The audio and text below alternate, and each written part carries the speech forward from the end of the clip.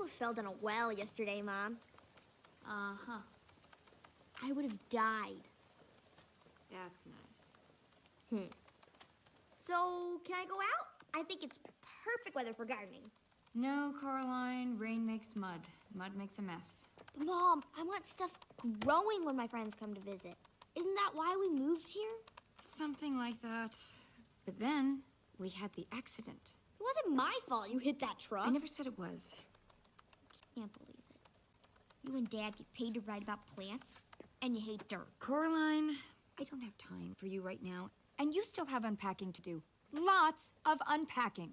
That sounds exciting. Oh, some kid left this on the front porch. Hey, Jonesy, look what I found in Grandma's trunk. Look familiar? White. Huh. A little